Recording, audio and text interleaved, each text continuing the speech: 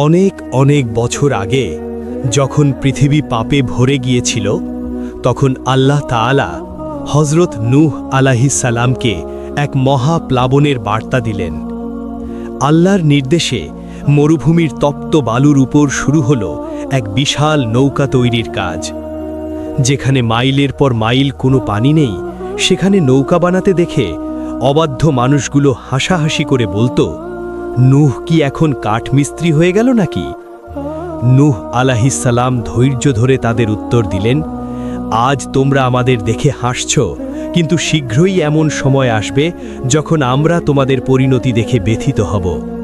অবশেষে আল্লাহর হুকুমে নৌকা তৈরি শেষ হল।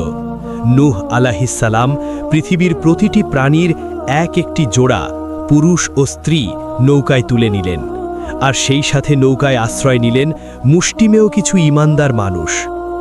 আকাশ তখন কালো মেঘে ঢাকা এক মহাপ্রলয়ের অপেক্ষায়। হঠাৎ আকাশ ভেঙে প্রবল বৃষ্টি শুরু হলো এবং মাটি ফেটে টগবগে পানি বের হতে লাগল। মুহূর্তের মধ্যেই চারিদিক পানিতে সয়লাভ হয়ে গেল।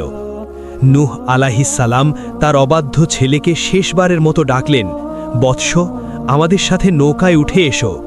কিন্তু ছেলেটি দম্ভ করে বলল, আমি পাহাড়ের চূড়ায় আশ্রয় নেব, পানি আমাকে স্পর্শ করতে পারবে না।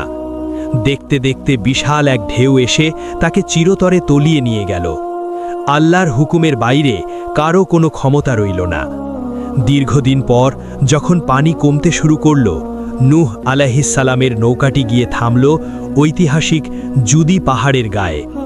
বেঁচে যাওয়া মানুষ আর প্রাণীরা বুক ভরা আশা নিয়ে নেমে এলো এক নতুন পৃথিবীতে। শুরু হলো এক সুন্দর ও পবিত্র পথচলা।